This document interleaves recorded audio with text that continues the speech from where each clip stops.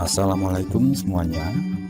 Sebelumnya saya ucapkan terima kasih karena masih terus mengikuti cerita bergambar di channel ini. Dan untuk kawan-kawan yang belum subscribe ke channel ini, dukung saya ya. Klik tombol subscribe dan klik logo lonceng untuk bisa berlangganan gratis di video cerita bergambar selanjutnya. Oke, sebagai imbalannya kali ini saya akan coba menggambar sekaligus bercerita tentang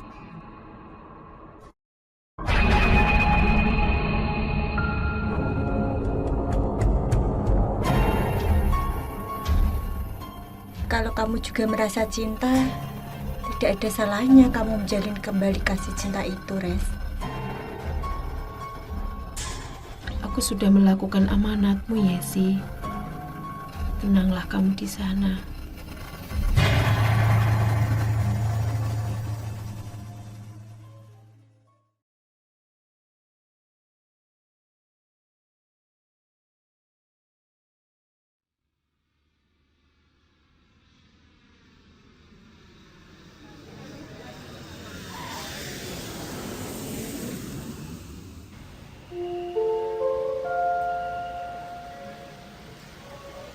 Your attention please, passengers of Garuda Indonesia on flight number GA3282 to Surabaya. Please board the aircraft through gate 12. Thank you.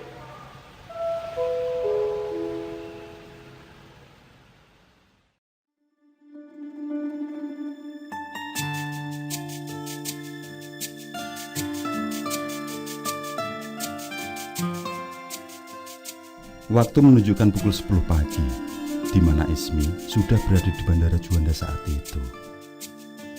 Terlihat dia berdiri di depan papan informasi. Dengan cermat, diamatinya satu persatu informasi tentang pesawat apa saja yang sudah mendarat di bandara tersebut. Sesaat kemudian, dia tersenyum menahan rasa girang, yang mana dia melihat keterangan bahwa pesawat Garuda penerbangan Pontianak Surabaya sudah mendarat. Lantas dia pun bergegas menuju pintu kedatangan bagi para penumpang. Sekitar 15 menit kemudian, muncullah seorang perempuan bersama anaknya keluar dari pintu tersebut.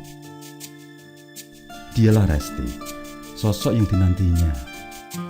Dengan penuh rasa bahagia, dia memeluk erat sahabatnya itu. Sudah lama nunggu, Is? Tanya Resti. Lumayan. Jawab Ismi yang kemudian mengajak sahabatnya itu menuju mobil.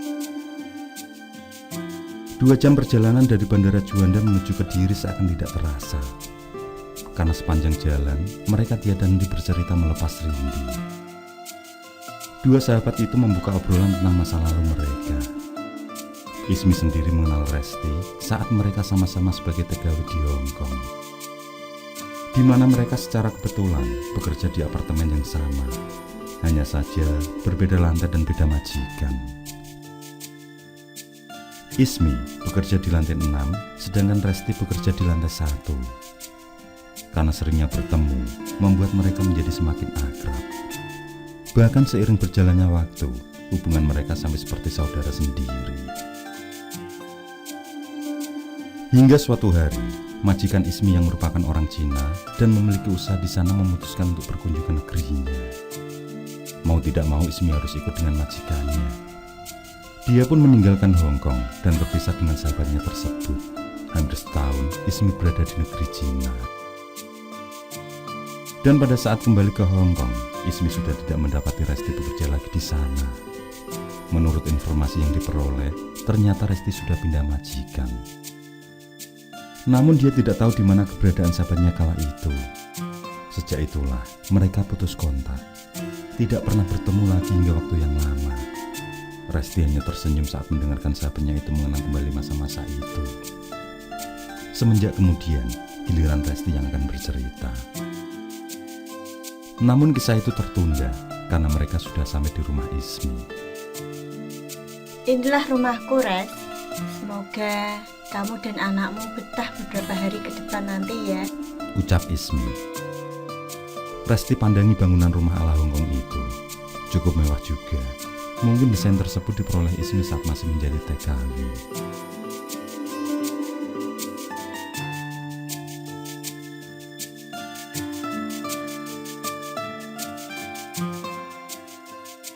Selepas Isya, dua sahabat itu bercengkrama di ruang keluarga. Saat sang anak sudah terlelap, Resti mulai menceritakan tentang apa yang terjadi setelah kepergian Ismi ke Cina bersama majikannya. Kisah itu diawali dengan pertemuan tidak sengaja dengan seorang lelaki asal Nepal bernama Batsal. Perkenalan Resti dan Batsal terjadi saat sang majikan melakukan renovasi rumah. Dan ketika itu Batsal menjadi salah satu dari kuli bangunan di sana.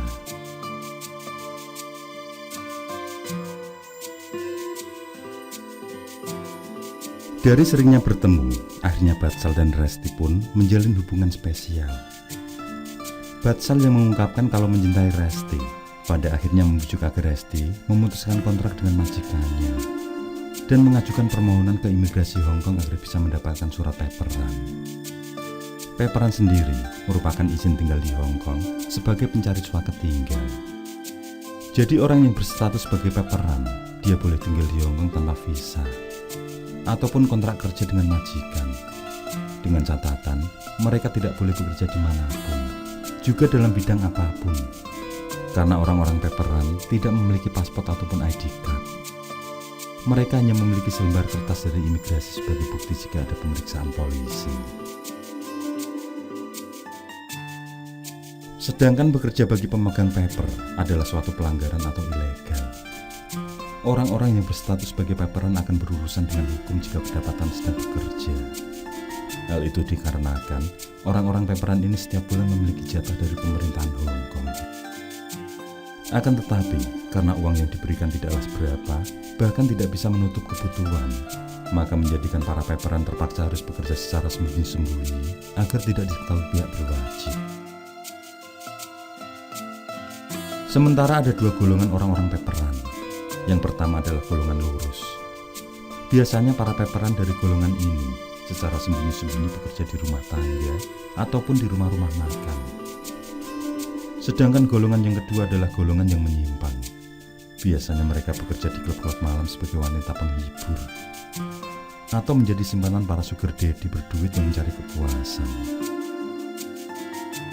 Kenapa mereka lebih memilih sebagai paperan? Itu karena alasan kebebasan. Orang-orang yang menjadi paperan akan tinggal sendiri dengan menyewa kosan tanpa diatur oleh majikan dan bisa mendapatkan uang lebih banyak dibandingkan dengan mereka yang terikat kontrak dengan majikan.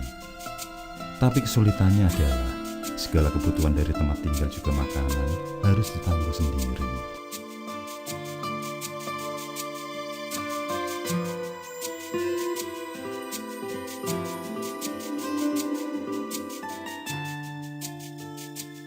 Karena rasa cinta, akhirnya Resti menyetujui keinginan pria Nepal tersebut. Saat sudah mendapatkan surat paperan dari pemerintah Hong Kong, Resti pun akhirnya memutuskan untuk tinggal bersama Batsal sebagai dua sejoli yang sedang dimabuk asmara. Hubungan mereka sudah seperti layaknya pasangan suami istri. Dan atas bantuan dari teman Batsal, Resti bisa bekerja di salah satu rumah makan. Tugasnya adalah mencuci piring dan sayuran. Keadaan berjalan baik-baik saja selama beberapa bulan mereka tinggal bersama. Hingga satu hari, Resti kedapatan hamil. Mengetahui hal itu, membuat Batsal berontak. Pria itu tidak mau jika Resti melahirkan. Hingga pria itu pun langsung membawa Resti ke salah satu dokter ilegal. Ia akan menggugurkan kandungan tersebut. Resti yang tidak ada pilihan lain, akhirnya menuruti kemauan Batsal. Semenjak saat itu, semakin lama sikap Batsal terhadap Resti pun berubah, menjadi semakin dingin dan acuh. Uang yang diberikan pun semakin berkurang. Namun Resti tidak menaruh curiga terhadap kekasihnya itu. Dia tetap pada keyakinan bahwa hubungan itu akan berujung pada impiannya. Resti hanya berpikir, mungkin sikap dingin Batsal dikarenakan kurangnya komunikasi dan kebersamaan mereka. Pikiran itu muncul sebab Batsal bekerja di siang hari sebagai kuli bangunan, sedangkan Resti bekerja di rumah makan saat malam hari. Bekerja pada malam hari menjadi pilihan Resti agar tidak terciduk aparat yang merahasia orang-orang paperan. Sampai suatu hari, Resti yang memutuskan pulang lebih awal karena badannya kurang sehat. Tanpa sengaja dia mendapati Batsal sedang berhubungan badan dengan perempuan lain.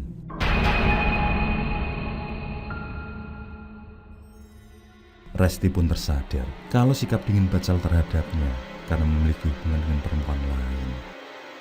Dengan perasaan marah dan kecewa, malam itu Resti pergi dari kosan Batsal.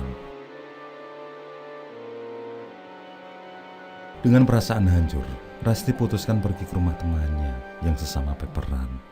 Dialah Yesi. Sebelum mendapatkan kosan sendiri, Resti terpaksa menumpang di tempat salah satu sahabatnya itu. Semenjak saat itu, mau tidak mau dia harus bertahan hidup sendiri sebagai peperan. Semakin sulit hari yang dihadapi Resti. Uang yang ia dapatkan tidak cukup untuk membayar kos dan kebutuhan sehari-hari di tengah kebingungan yang dihadapi. Dia pun curhat kepada Yesi. Mendengar masalah yang sedang dihadapi oleh sahabatnya, Yesi pun menawarkan pada Resti untuk menjadi wanita malam seperti dirinya. Yesi menceritakan pekerjaan yang dilakoni sebagai lumbung uang, yang dalam profesi itu bisa mendapatkan uang yang berlebih dan tidak perlu khawatir dengan kejaran polisi. Cobalah ikut denganku, Res. Mungkin sakit hatimu akan sirna di sana nanti. Ucap Yesi sedikit membujuk. Setelah berpikir keras, dengan terpaksa Resti pun terjun ke dalam dunia hitam prostitusi. Demi untuk menyambung hidupnya dan juga keluarganya di kampung halaman.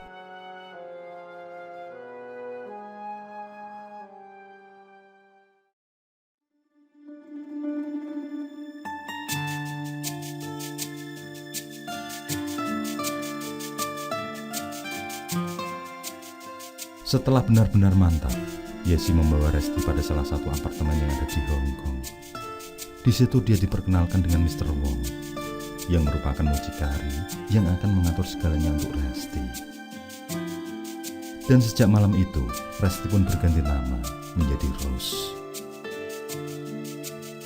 Setelah menjadi anak asuh dari Mr. Wong, tidak menunggu lama, Resti pun menjadi salah satu wanita malam yang disorot. Yang selalu ada dalam ingatannya adalah ketika mendapatkan seorang tamu pertama, seorang pria hidung belang yang berasal dari Cina berusia sekitar 50 tahun. Setelah selesai melayani laki-laki tersebut, ada rasa bersalah dalam hati Resti. Dia akan menjadi wanita yang penuh noda. Akan tetapi, melihat pundi-pundi uang yang banyak, serta himitan kebutuhan hidup, akhirnya lama-lama dia pun menikmati pekerjaan barunya tersebut.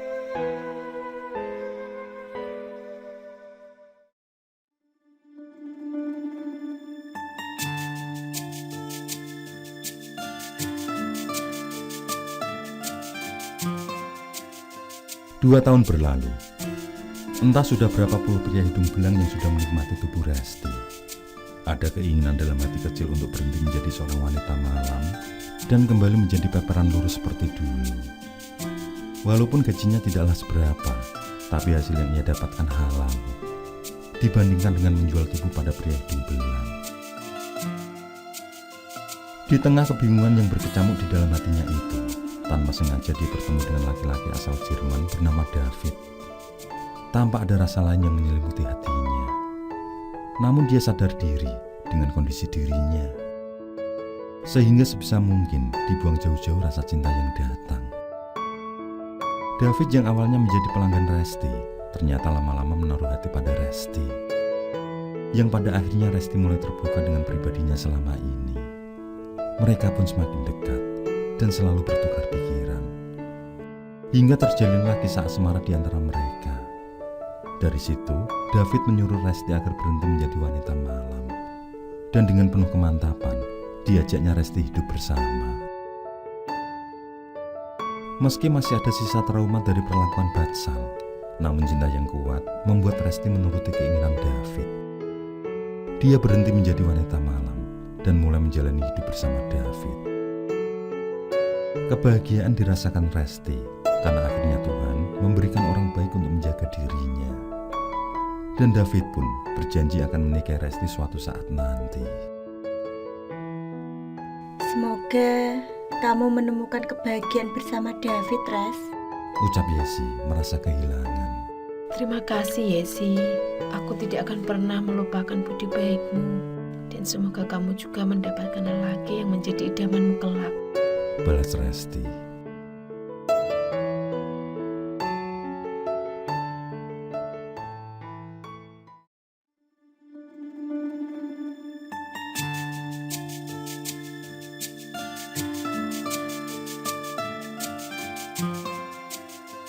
Hari berganti sangat cepat. Resti hanya menghabiskan waktu tinggal di apartemen David. Segala kebutuhannya ditanggung oleh David. Resti pun merasa menjadi wanita paling beruntung pada saat itu. Bahkan teman-temannya yang dulu seprofesi pun menjadi iri. Karena nasib Resti sangatlah beruntung. Akan tetapi, kebahagiaan itu tidak lama dirasakan oleh Resti. Saat David pergi ke Jerman karena sebuah pekerjaan, dia didatangi seorang yang tidak dikenalnya. Hari itu, seusai beraktivitas pagi, dia dikagetkan dengan pintu rumahnya yang diketuk cukup keras.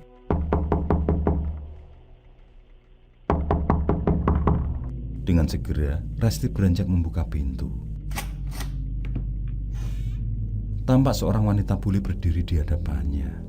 Tanpa rasa curiga, dengan ramah Resti mempersilahkan perempuan itu masuk ke dalam. Dan tanpa basa-basi, perempuan itu langsung berkata bahwa namanya adalah Isabel, yang merupakan istri dari David. Dia sengaja datang ke Hong Kong tanpa sepengetahuan David, dengan tujuan untuk mencari informasi tentang suaminya. Karena selama beberapa bulan terakhir, sikapnya sangatlah jauh berbeda. Dan apa yang dikhawatirkan ternyata benar-benar terjadi, di mana David berselingkuh di belakangnya. Isabel pun meminta pada Resti untuk meninggalkan David. Resti tidak dapat berbuat apa-apa. Dia merasa tidak percaya dengan apa yang sedang dihadapi. Sama sekali dia tidak menduga kalau cinta dan kasih sayang David yang dianggap tulus ternyata hanya sandiwara. Setelah kepergian Isabel dari apartemen, dia merasa shock dan merasa terpukul. Dengan penuh rasa kecewa dan marah, Resti putuskan pergi dari apartemen David. Meski pernah menjadi perempuan nista, namun dia tidak ingin mengganggu rumah tangga orang lain.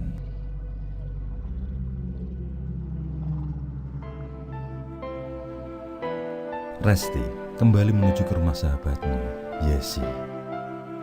Di sana dia menceritakan semuanya dan bertekad untuk kembali menata hidup dari awal. Aku pun berpikir hal yang sama, Res. Ucap Yesi dengan pandangan kosong. Ada ratu lelah yang ditunjukkan.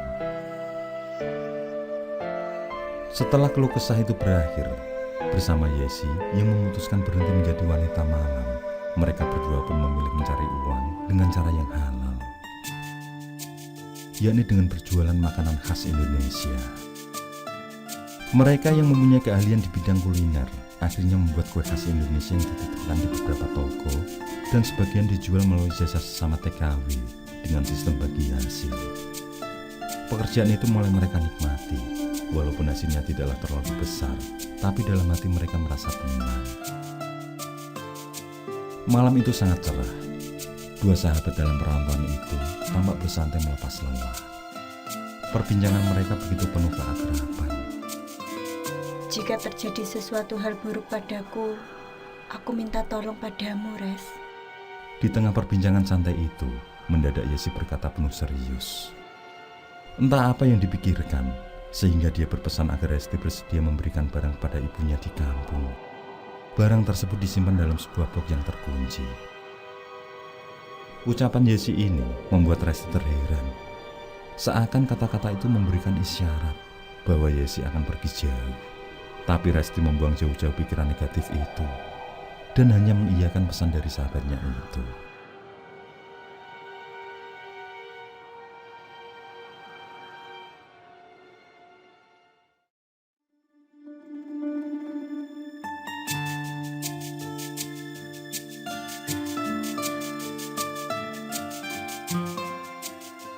Waktu terus berlalu. Ternyata kepergian Resti membuat David merasa bersalah dan merasa kehilangan.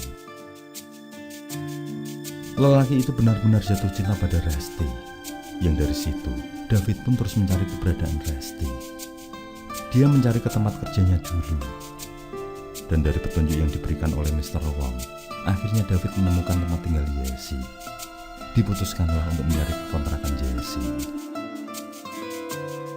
Resti yang terkaget saat melihat kedatangan David berusaha lari. Tapi David langsung mengejar dan memeluk Resti.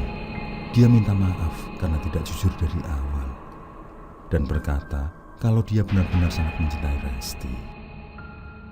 Setelah tenang, David pun bercerita di hadapan Resti dan Jessie bahwa benar Isabel adalah istrinya. Tapi David sudah menuntut cerai. David yang sudah menjalani rumah tangga selama 10 tahun dengan Isabel pada akhirnya harus menyerah dikarenakan sifat Isabel yang temperamental. Ditambah lagi Isabel yang divonis oleh medis tidak bisa memberikan keturunan untuk David. Hingga akhirnya di Hongkong inilah David bertemu dengan Resti dan merasa bahwa Resti benar-benar wanita yang selama ini diidamkan. David tidak peduli dengan masa lalu Resti yang mantan seorang pelacur. Dia hanya ingin Resti yang saat ini. Kalau kamu juga merasa cinta, tidak ada salahnya kamu menjalin kembali kasih cinta itu, Res. Toh, David sudah akan bercerai dengan istrinya. Ucap Jessie memberi saran. Sebenarnya agak risih bagi Resti untuk merebut lelaki yang masih berstatus suami orang. Namun setelah mendengar penjelasan dari David dan juga saran dari sahabatnya, akhirnya dia mau kembali bersama David. Dan yang menjadi alasan utamanya adalah karena cinta. Resti merasa kalau David sosok yang penuh perhatian, juga tidak pernah mengungkit masa lalunya yang terjerumus dalam lembah hitam. Jessie juga memberikan satu ide agar Resti segera memberikan David keturunan. Dengan begitu, jika Isabel tahu Resti hamil, maka akan melepaskan David dan menyetujui perceraian keinginan David selama ini. Resti pun akhirnya mengikuti saran dari Jessie. Hubungan bersama David kembali berlanjut.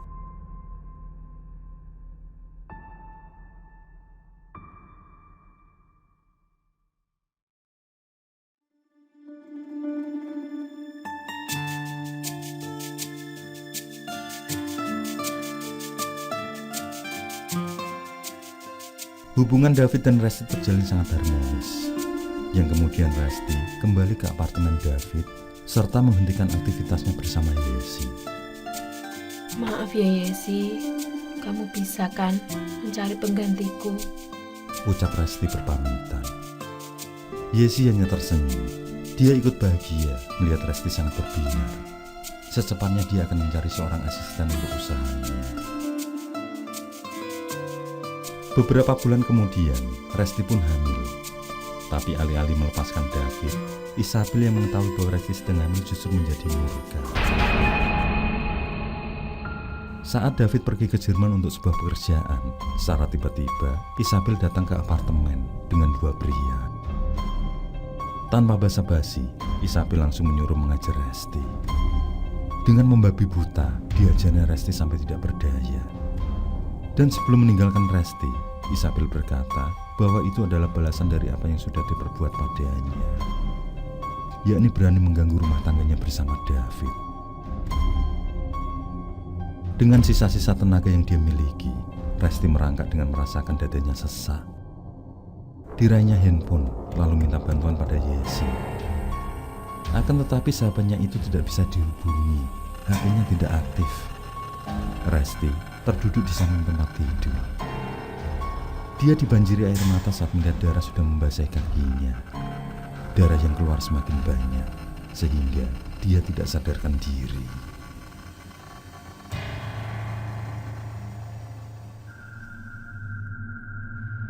Di pagi harinya, Resti tersadar dengan darah yang sudah mulai mengering. Dengan badan yang terasa sakit semua, dia pun bangkit. Kembali dia menelpon Jessie, namun lagi-lagi sahabatnya itu tidak bisa dihubungi. Kemana kamu Jessie? Gumam Resti. Setelah membersihkan diri, dia putuskan pergi ke dokter untuk memeriksakan kandungannya. Beruntung, bayi dalam kandungannya bisa selamat. Mendekati tengah malam, Resti memutuskan kembali ke rumah Jessie. Hanya kawannya itulah yang dijadikan sandaran saat dalam kondisi berat. Dan entah kenapa, Resti merasa khawatir dengan keadaan sahabatnya itu yang sudah beberapa hari ini tidak bisa dihubungi. Yesi, Yesi, Yesi. Ucapnya sambil mengetuk pintu. Setelah panggilan yang ketiga, muncullah Yesi membuka pintu. Yang bersamaan dengan itu, tercium bau anyir darah yang sangat menyengat dari dalam rumah. Bau apa ini? Tanya Resti. Yesi terdiam tanpa menjawab. Tampak senyum mengembang di raut wajahnya yang sangat pucat. Resti merasakan ada hal ganjil pada sahabatnya itu. Kamu kenapa, Res? Kenapa penuh luka di tubuhmu? Tanya Resti khawatir. Aroma anyir itu lenyap ketika muncul pertanyaan dari Yesi. Dengan bulir-bulir air mata, Resti berkeluh kesah dengan peristiwa yang menimpanya, yang membuatnya kembali datang ke rumah Yesi.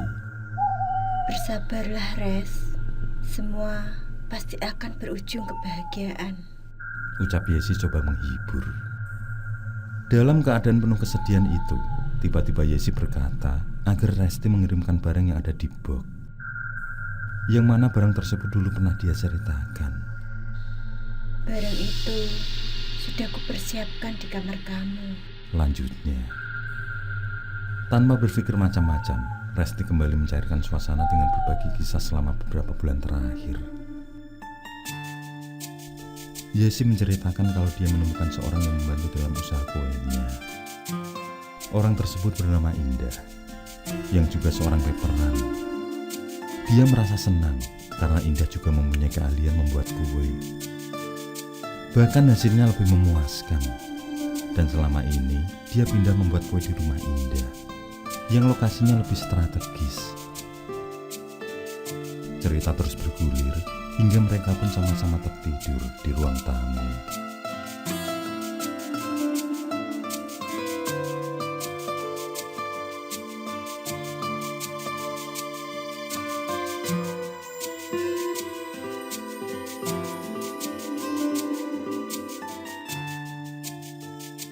Di keesokan harinya, Resti yang bangun agak siang tidak menemukan keberadaan Yesi. Dia berpikir kalau sahabatnya itu sengaja tidak membangunkannya yang pulas, dan mungkin sudah keluar untuk mengantarkan kue-kue ke toko langganan. Yang tampak di dekat Resti hanyalah box dengan secari kertas bertuliskan alamat. Selesai mandi, Resti bersiap untuk membersihkan dan mengobati lukanya. Saat dia membuka tas, tanpa sengaja, koran Indonesia yang belum sempat dia baca ikut terbungus. Koran tersebut dia dapatkan saat pulang dari dokter kemarin. Merupakan koran yang khusus disediakan oleh KJRI Hong Kong untuk semua TKW Indonesia. Mata Resti terbelalak saat dia melihat halaman yang seolah memang ditujukan padanya. Sejenak dia membaca tentang berita kasus pembunuhan seorang TKW Indonesia. Jasadnya ditemukan di dalam sebuah koper di salah satu apartemen. Di situ tertulis bahwa korban bernama Yesi. Seketika bergetarlah tubuh Resti, mengingat semalaman dia bersama dengan Yesi. Sedangkan di koran itu tertulis bahwa korban diperkirakan sudah meninggal 5 hari yang lalu. Sang pembunuh adalah Mr. J, seorang psikopat berasal dari Inggris yang bekerja sebagai banker. Diketahui 2 bulan ini sedang menjalin hubungan spesial dengan Yesi. Dari olah TKP diketahui korban dari Mr. J tidak hanya Yesi saja, tapi ada 3 korban terdahulu yang semuanya adalah TKW, termasuk Indah yang merupakan teman Yesi. Sebelum dibunuh, Yesi diikat dan disetubui. Kemudian dengan bengis lehernya digorok.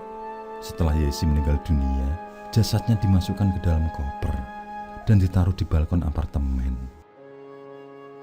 Lebih sadisnya lagi, Mr. J merekam semua aksi perbuatannya dalam bentuk video, yang mana akhirnya video itu menjadi barang bukti untuk menjerat Mr. J.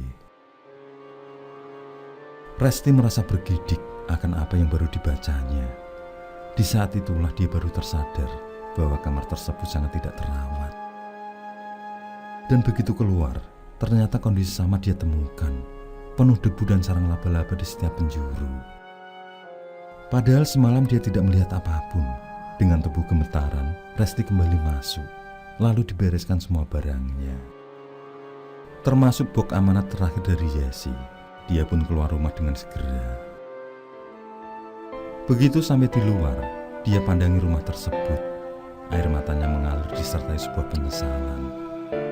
Dia merasa bersalah atas meninggalnya Yesi, karena selama beberapa bulan ini tidak pernah memperhatikan sahabatnya itu. Bahkan tidak pernah berkomunikasi. Resti merasa menjadi orang yang egois.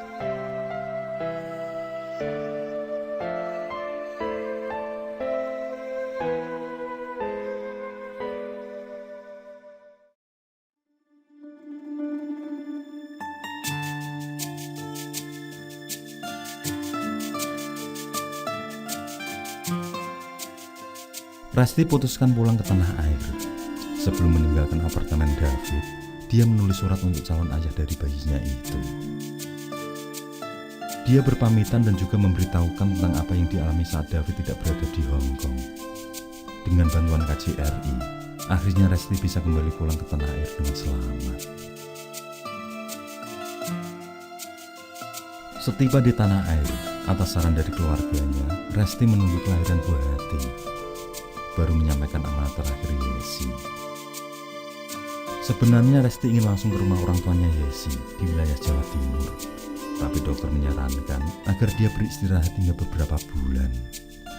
Dan atas banyak pertimbangan, Resti pun menuruti kemauan pihak keluarganya, toh demi keselamatan bayi yang dikandung.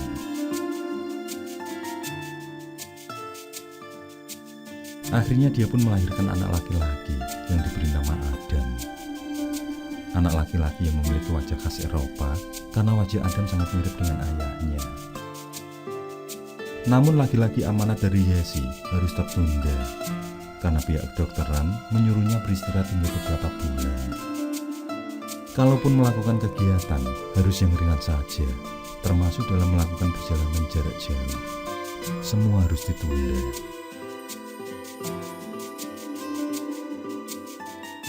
Sedangkan David sendiri pantang menyerah mencari keberadaan Resti, yang akhirnya dia menemukan Resti di Indonesia yang sudah melahirkan. David yang sudah bercerai memutuskan melaksanakan pernikahan secara diam-diam. Walaupun David tidak tinggal di Indonesia karena pekerjaannya di Jerman, tapi dia sering datang mengunjungi Resti dan putranya. Apalagi Resti yang sering sakit-sakitan. Hingga saat benar-benar dalam kondisi bugar, Resti putuskan mengantarkan box amanat dari Yesi. Di saat itulah dia teringat dengan Ismi, yang juga berasal dari wilayah Jawa Timur. Dan entah kenapa, ingatan akan kawan lamanya itu baru muncul. Diputuskanlah untuk mengajak Ismi mengantarkannya ke rumah Yesi.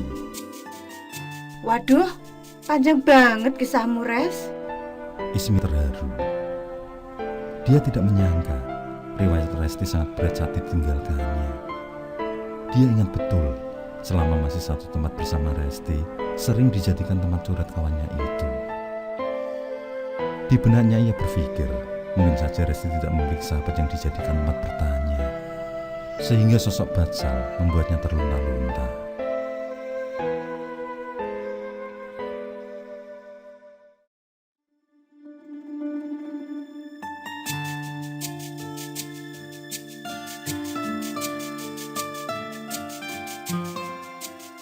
Sudah pukul 1:30 dini hari, sementara Adam masih terlelap dan sangat pulas.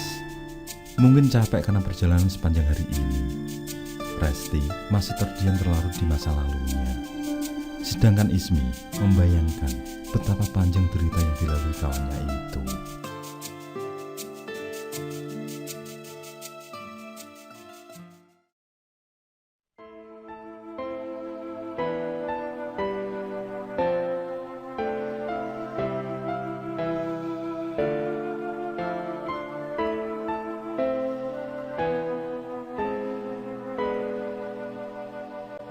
Dari petunjuk alamat, akhirnya mereka mendatangi kediaman orang tua Yesi.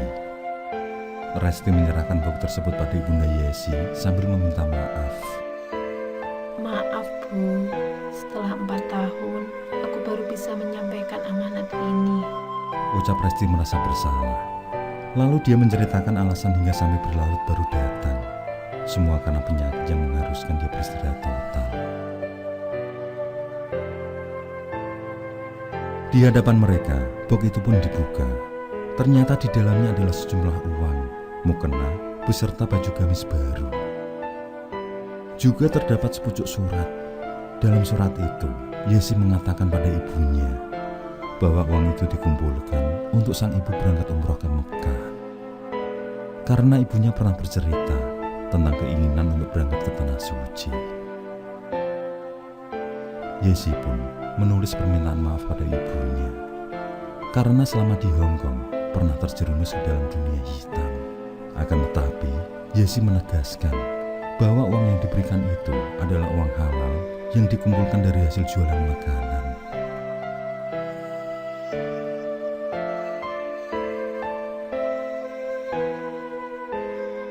Sebelum kembali pulang, Resti bersama Adam dan Ismi menyempatkan diri mendatangi makam Yesi. Aku sudah melakukan amanatmu, Yesi. Tenanglah kamu di sana.